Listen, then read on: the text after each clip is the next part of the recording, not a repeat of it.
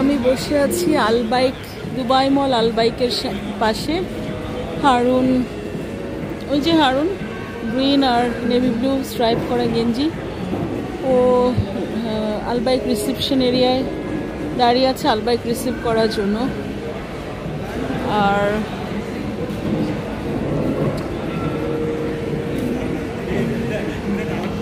তো এখানে আমাকে অনেকক্ষণ ওয়েট করতে হবে, কারণ এখন রাত অলমোস্ট 12টার কাছাকাছি। তো ওরা বলেছে 20 মিনিটস ইজ ওয়েটিং টাইম। জানি না, আল্লাহ জানে কতক্ষণ কি থাকবে। বসে বসে আর কি করবো, চারপাশের মানুষদের বা চারপাশে যে এনভায়রনমেন্ট আছে, এনভায়রনমেন্টের পিকচারগুলো নিচ্ছি। আর হারুন যে দাঁড়িয়ে আছে, ওর জন্য ওর একটা পিকচারগুলো নিচ্ছি। আসলে ওয়েটিং টাইমটা খুবই বিরক্তিকর, কারণ আমার ভীষণ খিদা লাগছে। আমরা ক্লিনিক থেকে বের হয়ে তারপর প্রায় 10:30টার বেশি বাজে তখন বের হচ্ছি। তারপর দিওয়া বিল দিয়ে তারপর দুবাই বলে এসে আবার ব্যাংকের অ্যাকাউন্টে টাকা ঢালতে হয়েছে, কারণ আমাদের ক্লিনিকের রেন্ট দিতে হবে। তো এই তো দৌড়াদৌড়ির মধ্যেই চলছে। তার মধ্যে প্রায় 12টা বেজে গেছে।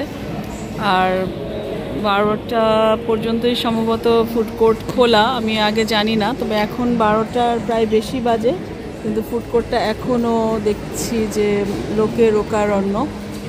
সেই জন্য মনে হচ্ছে যে 1টা পর্যন্ত কি খোলা কিনা এখন জানি না। তো অপেক্ষায় আছি কখন আমাদের খাবার আসবে। আর আজকে 12টার পরে মানডে শুরু হয়ে গেল, উইকডে। তো মানডে হলে আমার টেনশনটা একটু বাড়ে, কারণ উইকডে থেকে মিনিস্ট্রির অনেক কাজ অ্যাক্টিভ হতে থাকে, চেকিং নিয়ে টেনশন থাকে, সব কিছু একটা টেনশনের মধ্যে পড়ে যায়। তো রেখে দিচ্ছি। আল্লাহ হাফেজ।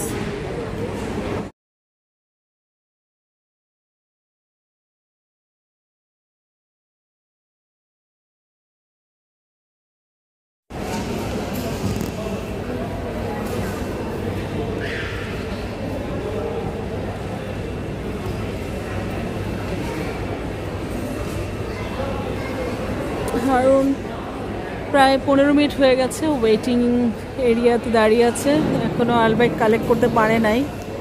তো আমি বসে বসে বোর্ড হচ্ছি, আর কি করব। আশেপাশে যারা খাচ্ছে দাচ্ছে তাদের খাওয়া দাওয়া দেখছি।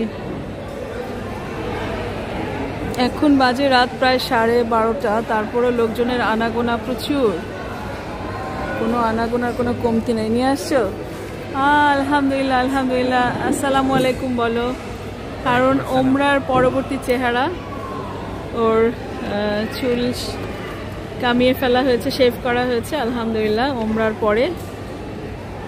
আর অনেকদিন ও চুল শেভ করে নাই, ওমরার পরে এবার করলো মাশাআল্লাহ সবগুলো। তো ও ফাইনালি অনেক লম্বা সময় ওয়েটিং করার পরে আমাদের খাবার আসছে। এখন কটা বাজে?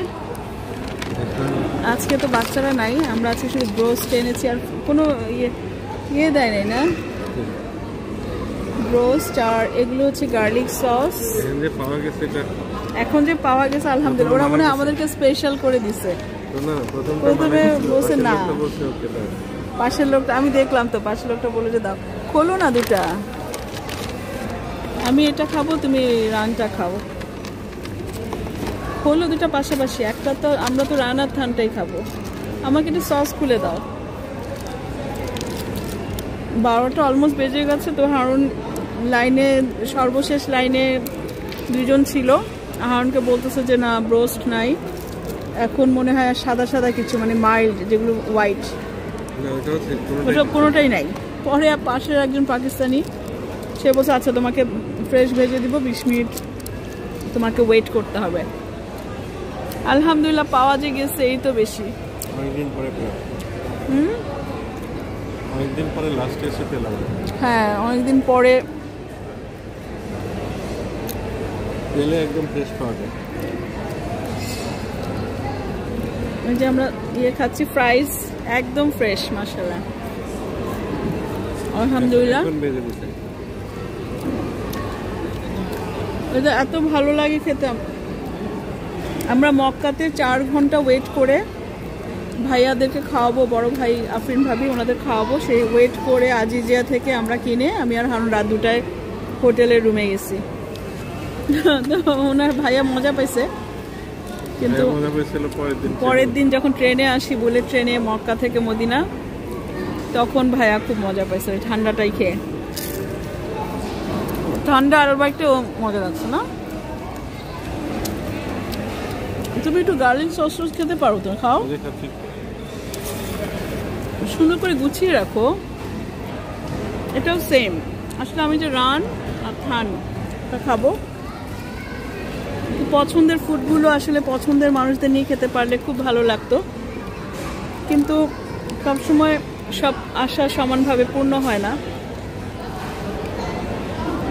যাই হোক, আমরা খাচ্ছি আলহামদুলিল্লাহ। তো আমি এখন খাবারটা এনজয় করব। আল্লাহ হাফেজ, রেখে দিচ্ছি। চাই না হারুন, খাও না? আল্লাহ হাফেজ।